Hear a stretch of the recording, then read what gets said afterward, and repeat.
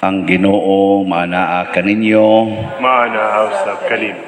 Pagbasa gikan sa Santos nga Ebanghelyo sumala ni Mateo. Mayaon ikaw o Ginoo. Unya, pipila ka magtutudlo sa balaod og mga Pariseo miingon, magtutudlo buot kami mutan-aw kanimo nga maghimog milagro. Pagkadautan o pagkaway pagtuo sa Dios sa mga tao niining panahuna nituaw sa Hesus. Milagro ang inyong gipangayo kanako, dili ako mohimo niini.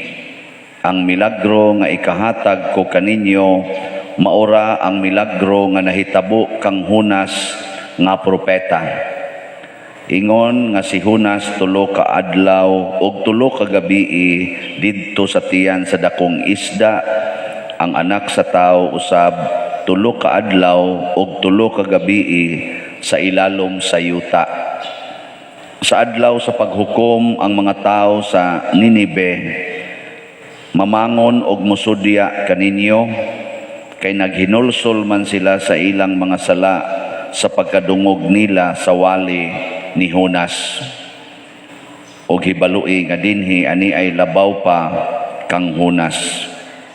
Sa adlaw sa paghukom ang rayna sa habagatan mubangon og musudya kaninyo, kay mipanaw siya katunga sa kalibutan aron lang pagpamati sa makinaadmanong mga pagtulunan ni Solomon.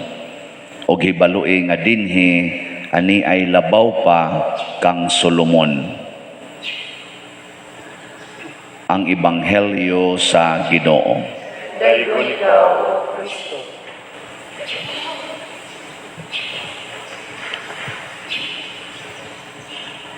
Sa unang pagbasa, ang mga Israelita ginamit ang ilang kaugalingong pagbati o rason, nakaingon gyud nga gidala ba minimo dinhi sa kamingawan aron anhi dinhi mga matay kay wa nay lubnganan didto sa Ehipto. Kay ilang tan-aw patay man gid sila ug musukol sila sa mga sundao ni Paraon, awa gid sila daganan, portig yung pataya niya. Kung muambak sad sila ngadto sa dagat nga diha luyo nila, patay gyapon sila. Og kamo pa kahay didto atong higayuna, mo sad na inyong isulti, patay na gid tani. Pareha karon baksin ta, naasay variant nga di na sad makuha sa atong baksin, patay gid tani. Ang sawan mo na ato isulti. Oy, ang Ginoo lahi giingnan si Moises ingnang mga tao papadayuna ngadto sa unahan. Yang unahan nila kay dagat naman. Sunan ka? Dagat nya papadayunon sila. Lisodoy. Pero kay mituman man si Moises sa sugo sa Ginoo, wa man siya magpadala sa ratol sa iyang gikuyog nga more than 1 million ka mga tao. Wa man siya magpadala sa ratol. Sunan ka ng tibuok 1 million mo reklamo, tang sabaa ka kana ganing magrally diha sa kananaang dan, di man ganin nakaabot sila 5,000, 40 namang sabaa. Unsa na kanang 1 million kapin, napay mga baka, mga hayop, perti lisura atong panahon ni Moises ay nya mo reklamo ang tanan. Pastilan. Ako pa ato, mingon lang ko pangambak mo diha, mahilo mo. Saba pa to sa poultry eh. Pilargo nakabuk na as poultry nga mga manok, nagmay kay ba ang saba mo kay kayo. Kana ganing inyong baboy padung ninyo lawgan. Di ba? Saba ang gani. Unsa na kato niya. Dili para bagito saba nga nangayo lagkaon. Kahadlok ba kanang sus ratulag yun. Pero si Moises wa gyud magparatol. Relax ra siya. Kay naminaw man siya sa Ginoo, wa siya maminaw sa mga tao. Minaw siya sa Ginoo. Ingon, sige, iisa imong sungkod kay mabuak ra ng dagat. Iya din iisa. Buak na yung dagat. Perti ra yung simpula. Muna usahay kining ato mga problema. Simple ra kay ni para sa Ginoo. Unya mangayo din tag milagro. Ginoo milagrohi in taon, milagrohi in taon ko Ginoo. Ana, mo nang Ginoo nalagot, ingong Ginoo diri, sige mog pangayog milagro. Di ko muhatag ninyo milagro. Kagamay ra ng problema ha. Unya inyo pag yung pangayuag milagro. Ana. So dita mangayog milagro hilas ra kaita nga mangayog milagros Ginoo. Nga naman, sa unang pagbasa, ang Ginoo mo'y nagtanaw unsay gikinahanglan sa mga tao na ana siya'y plano daan. Ang ato na lang ang pagsubay sa iyang pulong. Kaya ang iyang pulong, mao man na ang magsulti nato. Murabag kanibang, kamo, tukod mo mong building, no? Praning pagtukod na to aning building, aning simbahan. Naamantay architect, naamantay engineer. Ang pulong sa engineer o sa architect mo isundon sa mga nagtrabaho. Katong plano niya mo ito'y sundon. Igsunod ato, nindot kayo ang atong gitukod. Pero musupa ka na, patay ka, maghimo-himo kag imo, nya imong pamilagrohon ang engineer tungod sa imong binuhatan. Di madawi mo ingong engineer pati yung tanoon ka giingnan ti kang mao ni buhata mao ri imong gibuhat nya karon mangayo na kag milagro para mabalik dire. Pero gud anang muburot ang imong atay tungod kay na cancer niya palainom kay kastanan nya mangayo kag milagro para maayo ka. Nya sugo des Ginoo pag sige giinom diha.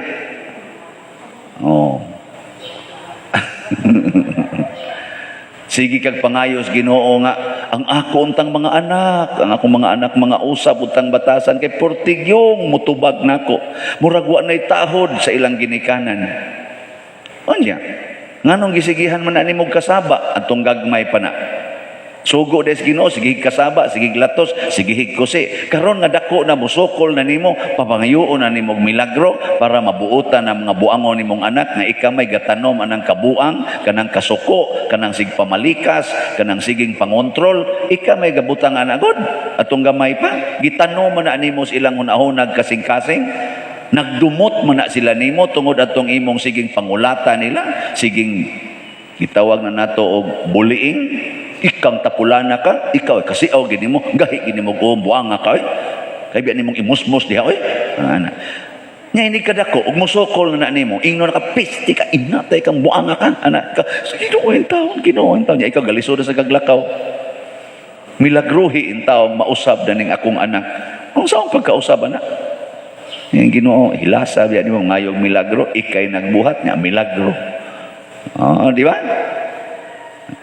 Ginoo in taon, milagrohi in taon ko Ginoo, haron doon ako ikabayad aning akong utang, gaabot na ning daan og bag-o Ginoo, pag milagro in taon, padauga ko aning swertes mo palit ko Ginoo og ticket, padauga in taon, inyo pang payatak-yatakan sa tiil ni San Vicente Ferrer di ana nang ipahid-pahid pa ninyo sa tuhod ni San Vicente Ferrer ang imong gipalit ticket swertes buang-buang tingali ang imong buhatan. Maingon na San Vicente patiran tanong ka diha. I-apil-apil pag yung kunimo. Dito ay sa istorya akong amigong pare na ako dos lagi gibuta nga sa ilang simbahan na Santo Niño nga maabot as mga tao ba hibong sila nagtakilid naman ng Santo Niño. So pag abli nila daghanang ticket sa sweepstakes gipat yatakan sa kanang kuan gibutang sa laom. Doon natin nakasulti nga akong gipalugpitan ng akong ticket ito daog aso daghanang ni butang dito nagtakilid na. Ang buto na ba ni daog atong mga tikita? Basin sa ang nangapildi na to no nya gibutang na dito. Usahay ingon ana ta ba? Kitay nagbuhat sa binuang ang Ginoo atong pamilagrohon. Mao na si Kristo diri sa atong ebanghelyo naghisgot siya og pulong. Ingon siya mamangon ang mga taga Ninive kay naghinulsol sila sa ilang mga sala sa dihang nakabati sila sa wali ni Hunas. Jonas ba? Kato Jonas nga propeta. So pulong nakabati sila, naghinulsol sila mga sala. Yan, ingon sa siya, mubangon sa tong rayna sa habagatan. Aron pagsudya ninyo, kay may bakta siyag tunga sa kalibutan, porting layua, aron lang maminaw sa mga makinaadmanon nga mga pulong ni Solomon. Yan, ingon dayon siya, hibaloi, nga dinhi ni apay labaw kang Hunas og labaw ni Solomon. Pasabot na ay pulong nga angay natong paminawon. Unsa man ang pulonga? Ang pulong ni Kristo. Ayaw na pangayog milagro, paminaw sa pulong ni Kristo. Moingon gani si Kristo nga ayaw gyud pangutang, ay gyud pangutang. Ana ba? Nganong nangutang man ka ngang sugos Ginoo pangayo man. Ana. Moingon ganing Ginoo nga higugmaan ang nakapasakit nimo, pasayloan ang nakasala, kapito, sigihi ginagpasaylo ang imong anak. Ayaw pagsigig gumbol ana, ayaw pagsigig pamalikas diha. Aron sa sige nimong pasaylo, ang nidot sa ilang kasing-kasing, ang pagkamaluluyon, ang pagkamapasayloon. Igkadako ana, mobao sa nagpasaylo og kaluoy nimo, kay badlungon naman sa kay kaini katiguang nimo. Ingnon kang ayaw kaon anang tamis, mukaon man jud kang taas naman kay imong sugar, naputla na magani kas imong tiil. Badlungon naman sa kini mga tiguang, ay kaon anang pan ma, namukawat man Ginoo kaon dito, masakpan. Nganong ni kaon ka? Ano, buot mo mamatay ko diri. Maingon sa din ang imo ra bang anak in taon porting trabaho, nya mao ra bay mo gasto nimo ini ka ospital nimo di na sa kadto kalihok. Mo na moingon sa mga anak, gahi ba nimo og inahana ka we? Nakasaba na nabali na hinuon. Ana ba? Sunod sa Ginoo. Ayaw pagsigig sunod ana imong pulong. Ug moingon ganing Ginoo nga ibaligya ng tanan nimong katigayunan ug ang halin ihatag dinhi sa simbahan. Ihatag. Ipalit ana ato mga slots. Nganong magsige man kag puyo anang imong balay nya wa kay hatag-hatag simbahan. Nya mangayo kag milagro nga mabuhi pa ka. Oh, di oy. Ang imo lang wa paghatag dinhi sa simbahan, sa katilingban, patay na ka. Nga naman, wa man ka manghatag. Ay kamo nang hatag mog lugar sa inyong silingan o inyong gipiit sa inyong koral. O kana. nang hatag mog lugar di anang inyong yuta aron magian sa kanal nga himuon sa barangay or sa lungsod o imong gialihan. Bahalag maglinaw mo diha. Problema na ninyo diha mga opisyala mo ug unsaon nanyo pagpalusot ng tubig. Basta kini akong yuta kuralon ko gini ay nigpaagi diri kanal. Ako ning simentohon ang inyong kanal. Ining mga culverts din yung paagi simentohon ko ni buang mo inyo ning pagian akong yuta nga ako man wala mga inana nya iniglinaw nag mais tubig hasta siya di kaagi kay perti ng lunupas karsada mo ingon way nahimo ang ato mga opisyal way mga bugo di ka mao nya siya gali dito sa daan nya waday mahibawong Ginoo na. Oh, tagaan da yung kag-cancer, stage 4. Ari din kas pari, pader, blessing ko pader. Ingon sa pari, may ratag matiwas ka. Kaya ang astang pari, o masad kaagi. Napatay sa dintaong multicab ni Asuman, kaya itong wala to loan of danya. Hibaw ang pari mo ni nagpuyo, ito mo nagali, may ratag mamatay ka. Aron ikamatay nimo magnobina ta kakwarta sad ko. Hastang mananabtan makakwarta sad. Hastang mangandila makakwarta, hastang nagbantay sementeryo makakwarta. Karon lumos ta ng tubig imong kabuang diha. Oh, wala mo diyang nangaigo, wala mo diha. Ang importante di maminaw tas pulong sa Ginoo, aron ayuhon tas Ginoo, aron hatagan tas Ginoo sa grasya. Kay ang iyang pulong gamhanan, porti gahom ang pulong sa Ginoo. Pag ingon pa lang sa Ginoo, tungha ang adlaw, tungha dayon. Naayuta, naadayo yuta, maghimo tag taw, himo dayong taw. O karon ngawa na Ginoo, porti na to makapaningot o na takahimog taw. Mura tagadaro sa amot ng sao na paghimo mo kay bawa na kamo. Sao na paghimo ang tao. Ang atong tubag sa Salmo niingon ta, awitan nato ang Ginoo kay gilukop niya sa himaya ang iyang kaugalingon. Kanang word nga himaya, sabi na, gahom, glory. Pwede sana siyang tawgo nato og kalipay. Mo nang gilukop niya ang iyang kaugalingon. Unyag maminaw ta niya sa iyang pulong, malukop sadta sa himaya. Mo na ang mga santos nato nga gipasidunggan, pulos gyud to sila gamhanan og malipayon, labi na gid ni San Vicente Ferrer.